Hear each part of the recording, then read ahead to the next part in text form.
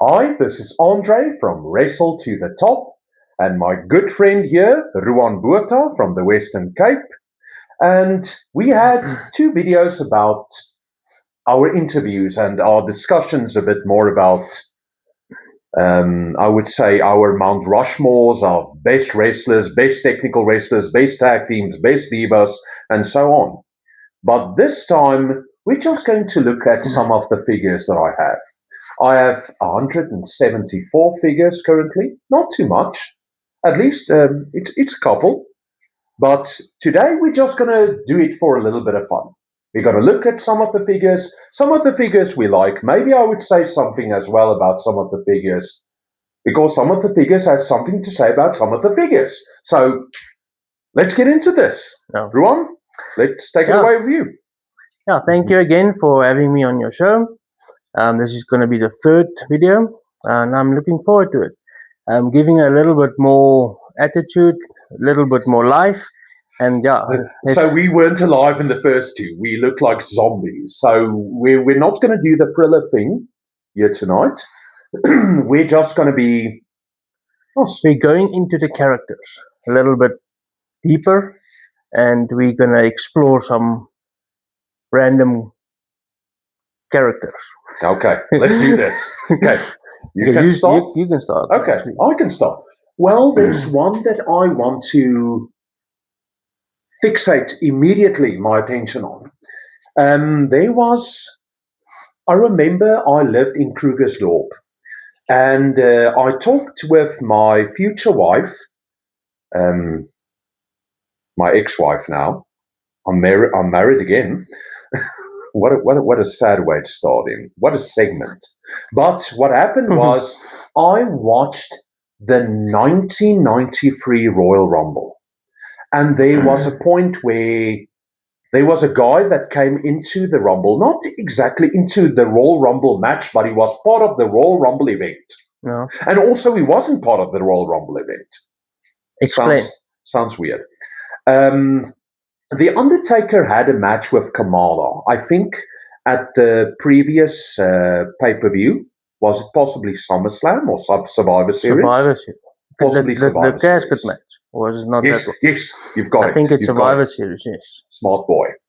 But what basically happened was after The Undertaker defeated Kamala, Harvey Whippleman, that was the manager of Kamala, said he was going to have some secret weapon at the next pay-per-view to take on The Undertaker. And The Undertaker took part in the Royal Rumble of 1993. And all of a sudden, from the back came Harvey Whippleman, and he had a guy with him. No. I wouldn't call it exactly a guy. It was something between a Neanderthal and the biggest monster thing I've ever seen in wrestling. And that was Giant Gonzalez. Yeah. His real name, Jorge Gonzalez. I did talk about him in a previous video. And when I saw that, I said to myself, damn, I would really like to have this figure. But they would probably never make one because was he a year in the WWF? Not even. I don't think he was even a year, yes. And the most unexpected thing happened. The next day, I went to the mall, and obviously I'm going to go to the toy aisle. And when I got through the toy aisle, I went through the wrestling figures, see if there's one that I don't have and I want. And among the figures the next day, I got Giant Gonzalez. Oh. So let me just get him here. I remember him so tall that even the Undertaker looked up to him. Obviously. I like him. Well, every wrestler looked up to Giant Gonzalez. He is such a unique figure. And I can remember it had the normal packaging, but the problem with this figure was they had to bend him at the knees to fit in the box. Oh. So this is personally my favorite figure of all the figures I have. He, as I said in the previous video, he looked like he had brown pants here, but it looked more like hair, suggestively hair in strange places, and at the back it looked like he crapped his pants. Oh. So, but it's a very cool character. Sadly, Jorge died, I think, in 2014. Yes. But it was one of the most unique figures ever. So Yes. this is the one I wanted to start out to highlight. My favorite, Giant Gonzalez, rest in peace. And like you said, there's a total video about him. So go search on the channel. There's a lot of information. Okay, let me just put him back. Okay, now you can choose something. Okay, because I'm not that tall, I can't even reach there. I already took out two. Okay. And what this, I've got the Bushwhackers. One of my favorite tag teams, and I'm going to explain why. Me and my best friend at that time in school, Christian de Wet, I hope he ever hears that's this a one. mosquito.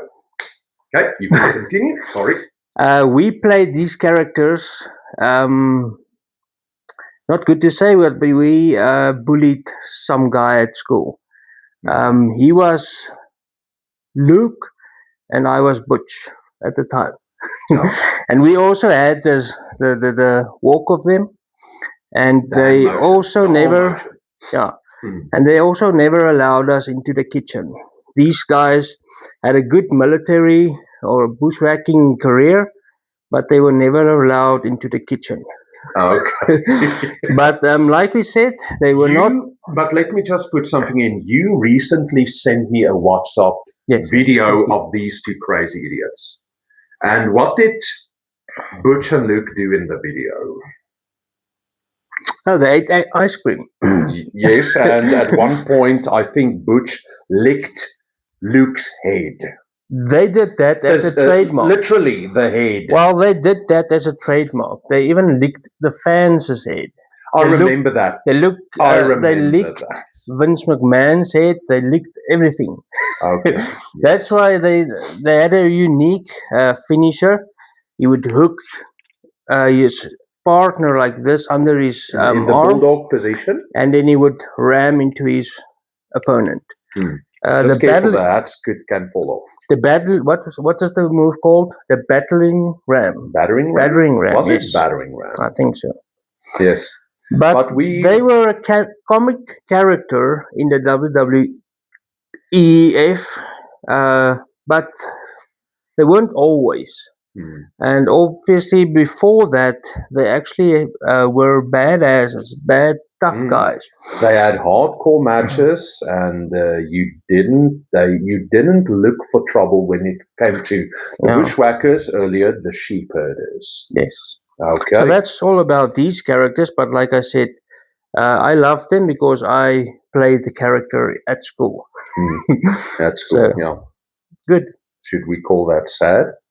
Or just good memories? Sad for the guy we bullied. Okay. Okay. Now, my next one. Special one here. I'm going to take this one out. This cane. I've got quite a few canes. But this one was the first one I started collecting from the more articulated Jakks Pacific series. I have some of the figures from the mid-90s to the late 90s, but this was the first one that I picked up in, what year is this? 2003. I would say I got this one about 2005, and I started collecting again. So this was basically the kickoff for the most you would see here in the back. So it's still a very nice series. I always loved the Jakks Pacific figures because they were a bit more muscly than the newer figures from the Mattel series. So yes, that's what I want to say about this cane. That's very cool. Okay. Yes. Well, there we go. Come on. I would take China, and you should help me correctly. Was she and Andre the Giant called the 8th wonder of the world? Nope. Or was she the 9th wonder of the world? She had the moniker of being the 9th wonder of the world. Don't know why. Maybe because she had one of the biggest jaws Hmm. I ever saw in a woman. But also muscles. Yes, that's the thing that made her stood out. But she looked like a man in a dress. Well, At we one first saw her as Triple H's or Hunter Hearst Helmsley's bodyguard. Mhm. She was like the biggest female I ever saw. I actually saw her live with Triple H in South Africa. It was very amazing to see her also. Did she do the dental work on the jaw at that point? No, she still looked like. she just posed with a photo, doing a photo. Mhm. So yeah, she also afterwards she also did the pedigree, also women's champion at the time, intercontinental champion. She was the first woman in the Royal Rumble, so she actually made a lot of history. And after that, she lost a lot of muscle to fit into the women's division to be more like a lady figure than a muscle figure. Yeah, And, I just want to interrupt here. At one point, I think it was in '97, she had to go for a surgery. I don't know quite what it was, but when the ladies get on the steroids too much, they usually at one point have a very prominent jawline. And that's the one scary thing about women bodybuilders that always put me off. But she did she had an operation and made her look more like a woman. And she became quite beautiful afterwards when she got rid of the Antonio Inoki jaw. So yeah, that's China. Okay. Send China back to China. Okay. Who am I going to highlight? There you go. I hope she stays there. I'm going to take the 16-time World Heavyweight Champion. Diamonds are forever, and so is Ric Flair. To me, the greatest wrestler of all time. Why? Yes. Because he made his opponents look better than they ever could have done it themselves. Yeah. Because even though his opponents lost, he made them look like $1 million. He had that work rate that was so amazing. Because he had the amazing look, he had the promos. He was the real world's champion. He was the real world's champion. He claimed it and he said, to be the man, you got to beat the man. And no one beat him. And there was only, I don't want to say there was only one man because then wrestling would be really strange. Yes. So, but Ric Flair was the man. So, just quickly see, that's his look. When Jim Herd wanted him to switch to the Spartacus gimmick in around 95, I think. So we're used to him having the little bit of longer hair that comes to his shoulders. Yeah. A good look, but even this looked good. I like the hair there. And obviously the father of Charlotte Flair. And David Flair, who made history on his own terms. In his own way, being one of the worst wrestlers of all time, proves that sometimes the apple doesn't just fall far from the tree. It rolls down the gully and about 50 kilometers down the road. So, Ric Flair, amazing. Okay.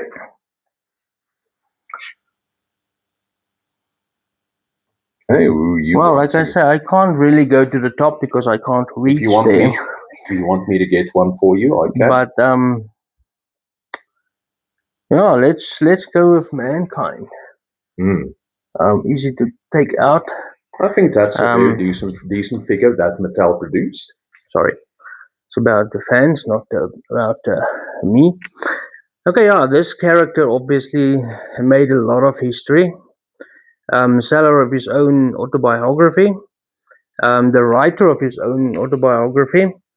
He was the king of hardcore wrestling even before WWF. He came in to give The Undertaker a great feud. he was the guy that also was thrown off the Hell in the Cell match we spoke about, and also through the cage ceiling onto the mat. So he was still known as the guy taking crazy bumps, and he was the creator of a lot of people imitating him. And he also was Cactus Jack, Dude Love, and we all know him as Mick Foley. So I don't know. He came in as a guy everyone hated, but today everyone loves him, and we share a birthday.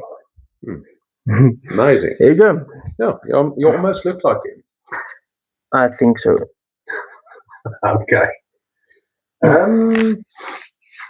Next one I want to highlight is going to be one of the more serious wrestlers and workers.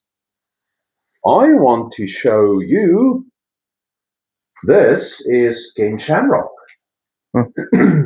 Ken Shamrock came from the mixed martial arts background to perform in the WWF. I think he started in 97.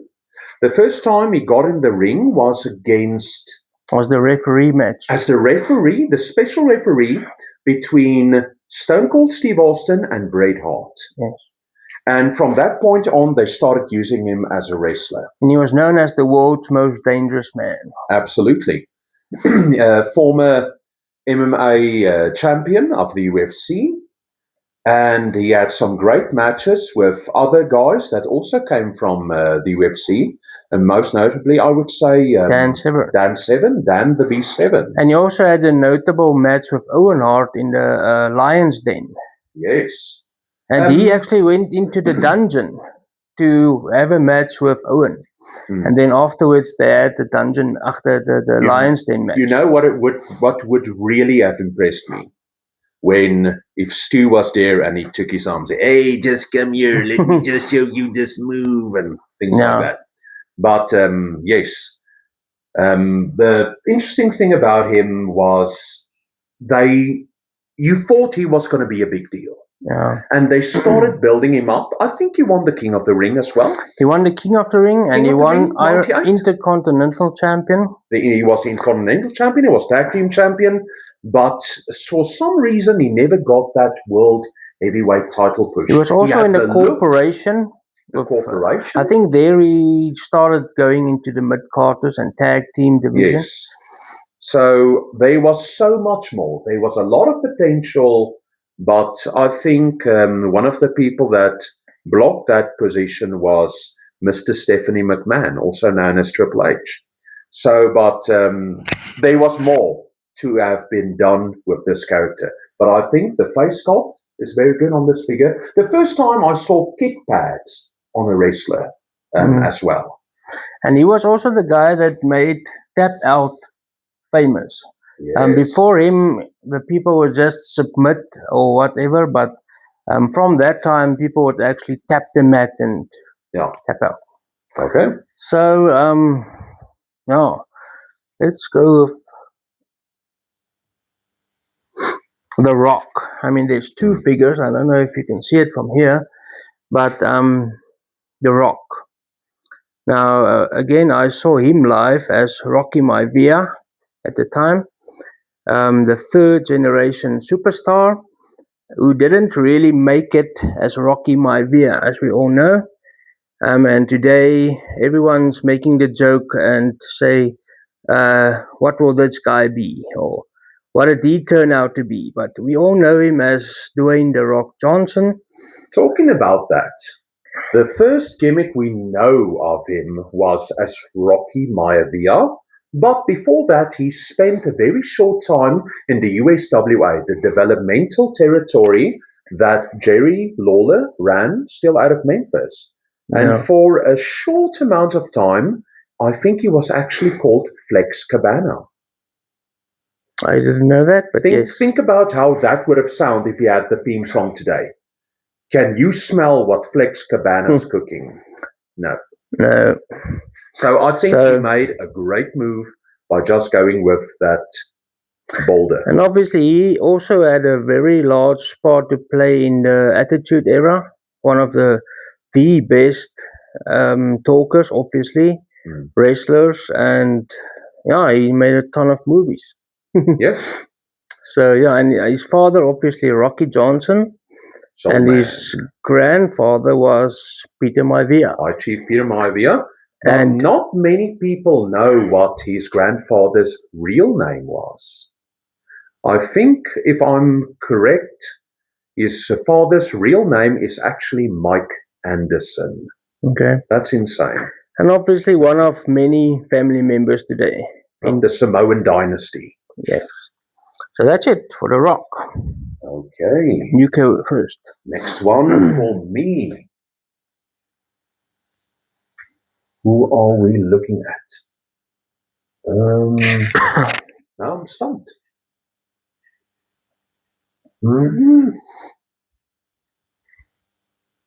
My head just went blank. But well, let me just mention some while he's searching. I mean, I can see Stone Cold, I can see Rowdy Piper, I can see Macho Man. Okay. From a distance, quite easy to see.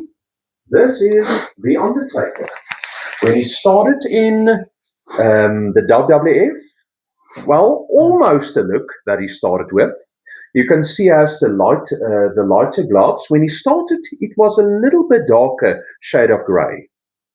As if he put on makeup now. This is around 91. And I always liked this look, this sort of living dead zombie look he had. And it was before he had done all the tattoos on his arms. So, The Undertaker, what can we say about The Undertaker? The greatest gimmick of all time. You can make a whole video. And I remember, I think he was in the pay-per-view of WCW Capital Punishment about 10 months earlier. And it was basically a situation where they said, you're not going to make it. You're just another big guy. You don't stand out really. And 10 months later, he started the greatest gimmick of all time as the old Western style Undertaker. And yes, it's the greatest gimmick of all time. And he adapted so many times. My all-time favorite wrestler. I loved the purple version. The one just after that. Yes. He started using it with that feud he had with the fake Undertaker. And then he in 94. Started to become a babyface because he grabbed the chair when the fans Jake loved wanted to attack the character. Someone. Yes. And they couldn't wait for him to change face. So that's Undertaker. Love this figure. Okay.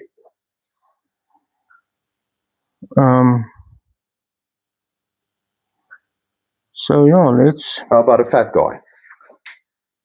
Well, I won't call them fat, but okay. Let's go with a little bit more recent. One of the best modern wrestlers, AJ Styles.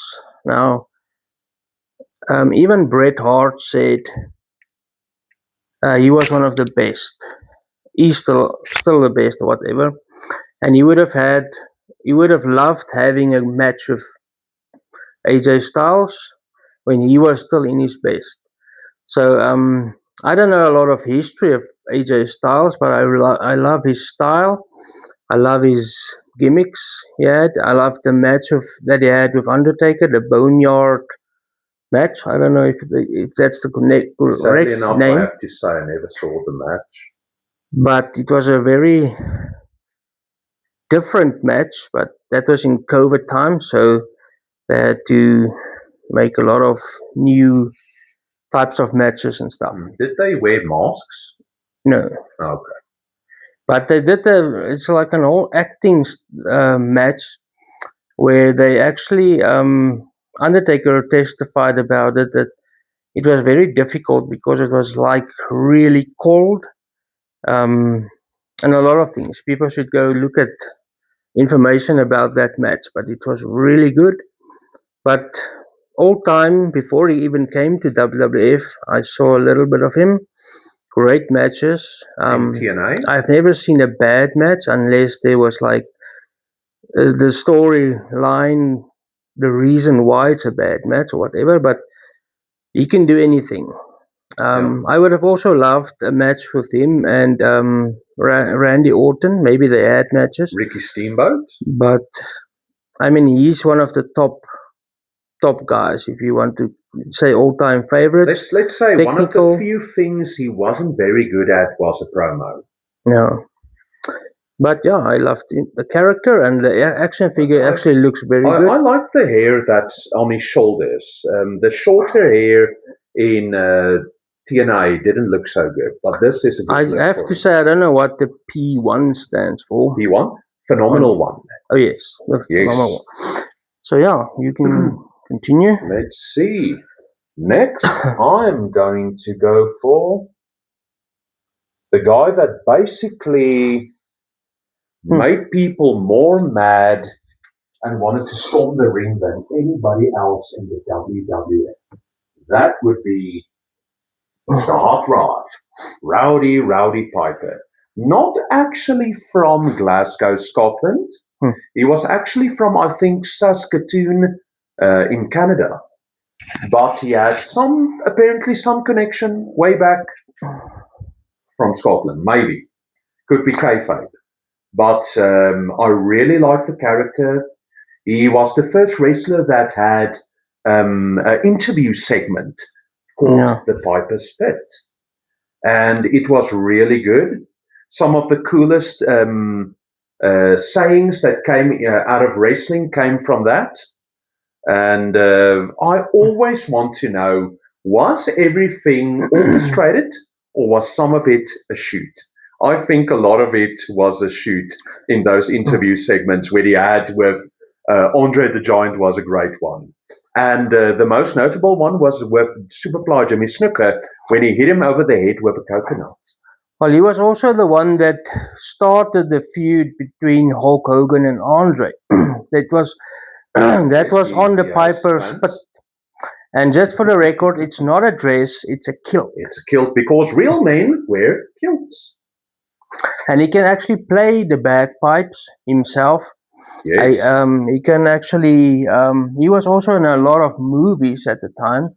To me, the greatest movie for a wrestler is the cult movie of John Carpenter, They Live. So, excellent movie. Okay. So highlight next.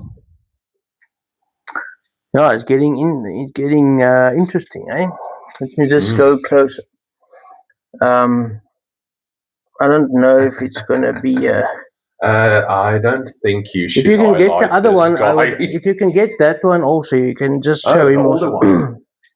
Obviously, one of not everyone's favorite, but I love him, and I mean, if it's not for him, it wouldn't have been. None of these characters would have existed. I mean, if you want to put them together, good old Vinnie Mac, Vince McMahon. He was at the time Michael Corleone of wrestling. He was the mastermind behind all of this WWF, WWE. He had a vision. He's a great businessman. A shrewd businessman. He was also a great wrestler.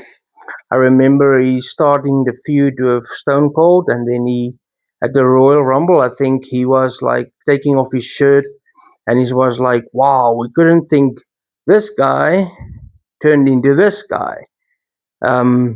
Because he always had this tuxedo, he never knew what he looked underneath. That's the amazing thing about Vince. What he did, he always wore very baggy jackets. Yes. And when the time came, he revealed himself as, "Hey, I've got muscles. I'm going to be a serious wrestler." And arguably the best commentator, arguably the best ring announcer, the best promoter, and the winner of the 1999 Royal Rumble. The only thing you said now that is true is the last statement. Well, I'll always be thankful for Vince McMahon, and I'll always be a fan. And even on the TV games, you hear his voice. So thank you, Vince. You're going to get my channel struck. Thanks. And I think you don't gonna get those figures anywhere. So I think it's very scarce. Where did I get this one? Yes, you got it there. Okay. Okay. So- Next one. I'm going to try to do the voice. We've got the Macho Man, Randy Savage. Ooh, yeah. the Well, at that Macho stage, Man. he became a king. At this period, when he switched heel, and he had the scepter, which he used against the Ultimate Warrior at the Royal Rumble of 1990 or 1991. And one of my other favorites, Sergeant Slaughter, won the World Heavyweight Championship. But besides that, I love this figure. Very colorful, as you can see, except for the crown there. But I would have loved a figure where he had his cape. Yeah. And but still, Macho Man, I would say the equivalent of Ric Flair in the WCW, Macho Man in WWF. He had everything. He had everything. He was the total package. He had a great look, great talker, great worker. So if you look at the Golden Era period, who was actually the best wrestler from that period? Not Hulk Hogan. It was this guy. Oh yeah, the cream of the crop. That is the Macho King. Ooh, yeah. Oh yeah. And he was a two-time WWF champion. Yes. He won the very worthy. WrestleMania 4 tournament. So he was also in a couple of movies. I think the first Spider-Man movie. Yes, with Tobey Maguire. Yes. So yeah, a lot. I think he's one of the favorites of all time. Yes, absolutely. So yeah, I'll just grab a guy. I think we don't give enough credit to the late. This is the same, eh? No. That's Carmelo. Oh, sorry, I'm on. You're looking for Charlotte. Charlotte, but I thought this is the same one. No. But okay. Okay, she's standing. Okay, there we She's go. standing. This is the daughter of the Nature Boy, Charlotte Flair. Did she ever do the woo? Multiple women's champion, SmackDown and Raw, if I can think. She also did the chop, and then she also like woo. Didn't she do a lot of work also on her face surgeries? I'm not sure what's written there, but tattoo The arm. underneath her. No, my eye's not going to work. Anyway, tonight. she made the figure 4. She upgraded the move into the figure 8. Like I said, she gives a good chop. She's a real tall lady. One of my favorites. I would still love to see a live event of her, but yeah, I think she's one of the greats. Yes. I don't know what else to say about her, but yeah, go look her up on the internet, and I think you're going to get a lot of information. Not one of the best She's designed figures. There was quite a couple of figures that was better than this one. And I think she's got a lot of colors she's wearing. She's not strictly wearing this color. I saw her in green and blue. Robes like her father. Yes, that's also a thing of all the Flairs. They've got good robes. Yeah. And I think Ric Flair actually started a suit,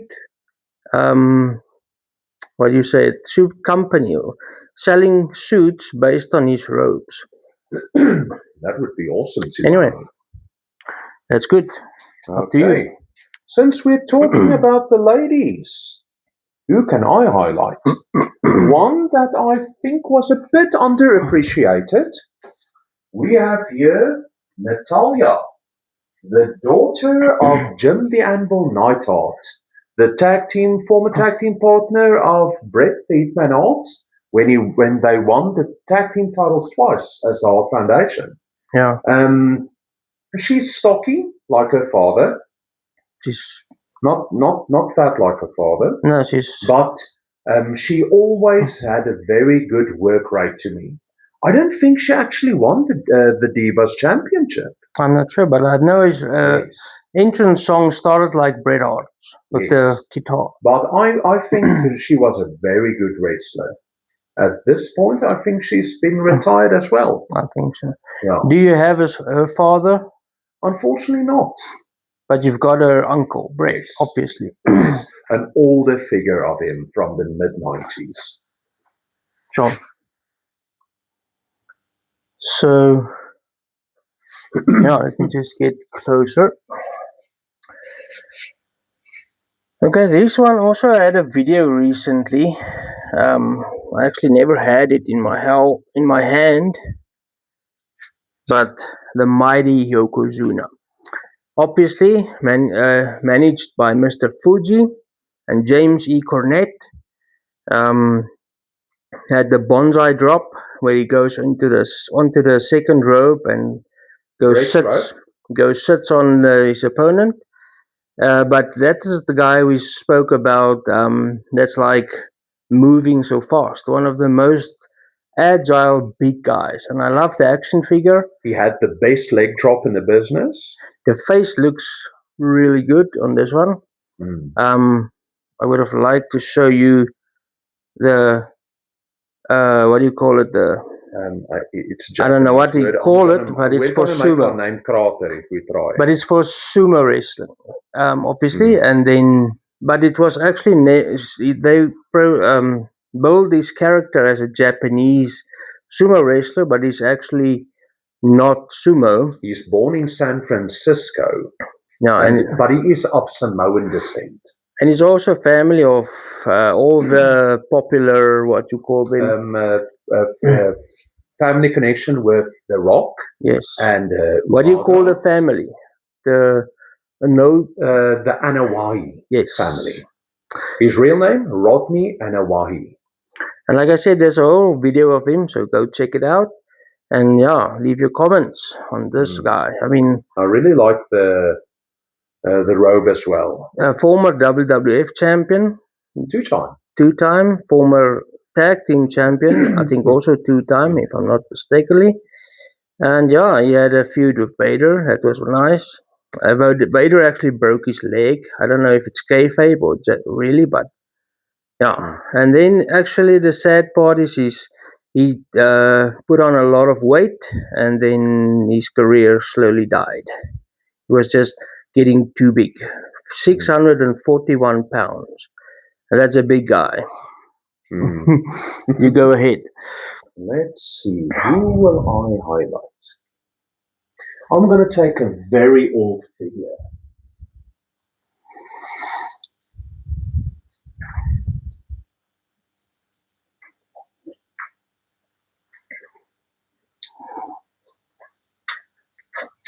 My oldest Ultimate Warrior figure. This figure, I think, was produced way back in '96. This is a Jakks Pacific figure.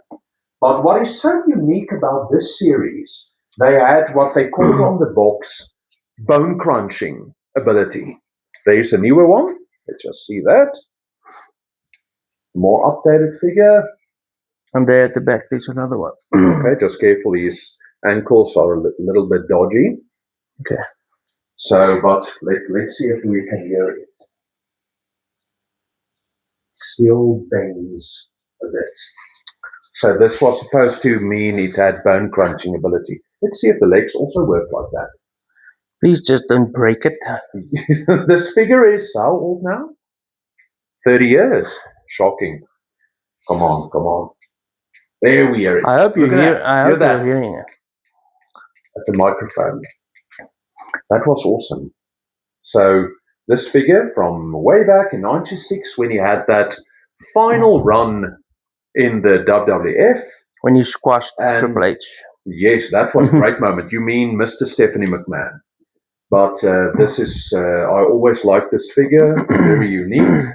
And yes, that was when that time when he completely lost his mind and he started using a word it's not a real word, but a word he created, destrucity. What it exactly means, I've heard it a couple of times, it was explained, but still, I think it's the most crazy, insane thing. It's from another world. Yes, You won't it's- understand. Yes, like the warrior from another world. And he had Okay. the one of the most exciting entrances Yes. ever. Energetic. He was also the first guy I know that held both the Intercontinental Championship and the Heavyweight Championship at the same time. Yes. I don't know if it ever happened again, but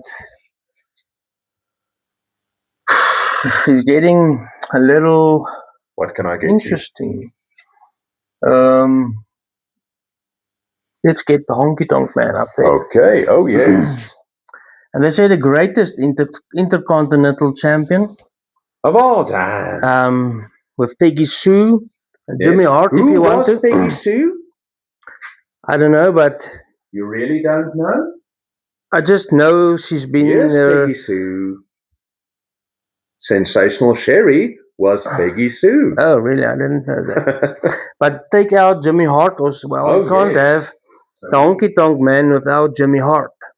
But Colonel. this is one of my favorite characters of the 80s. Let's just pose them together. And he actually was the commentator in South Africa with Jim Ross at the time.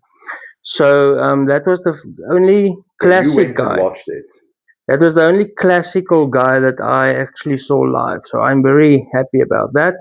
And also the cousin of Jerry the King Lawler, if I'm correct. Yes. Real name? Wade Harris. Yes. And obviously the Elvis gimmick. That's right. You did it right. He wasn't the greatest wrestler, but at the time he did his job. And I saw a lot of interviews he had afterwards explaining that he actually sold out a lot of arenas, not in WWF, but before he came there. I think he was also in USWA. I mean, you can. Had to be.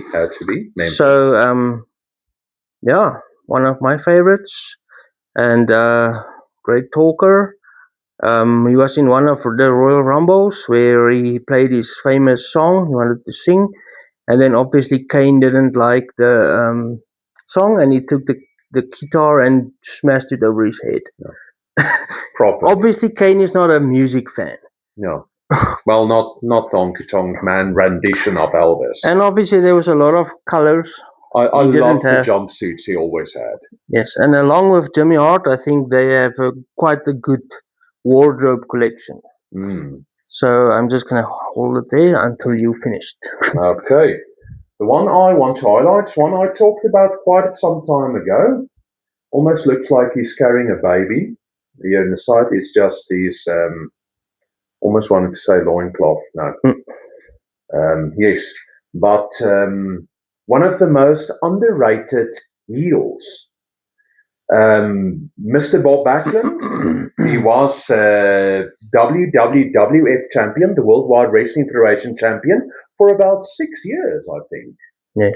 And he went away from the company, I think, in 84, and he returned in 1993, 9 years later, and he really looked like he was out of his depth during that period, even if he was only 43 years old.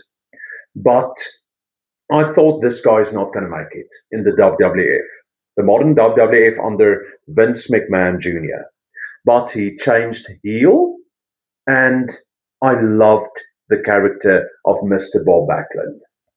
And the figure here you can see is a little bit more muscly than he would have really been in real life. There's also a total video of him, so go check him out. Yes, that was one of my earlier ones. I think I want to make a new one about Bob Backlund. Maybe deserves it at some point in time. And the poor guy lost to Diesel in like 7 seconds. Madison Square Garden in 8 seconds. That's the sad. So that's the main reason why he switched heel. Because he saw his babyface run came to an end. They squashed his character, sadly. But it was time to switch heel. Like a really crazy guy. He did it against Bret Hart, where he, I think he won the title.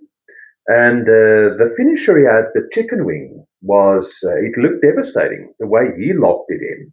But it was one of the characters that really surprised me that I never thought could have been a heel, and he did it great. But And unfortunately, they didn't use him correctly. and he ran for president. I think that's kayfabe. But an awesome character, and I love that line that he said for Vince McMahon. I've never even eaten marijuana.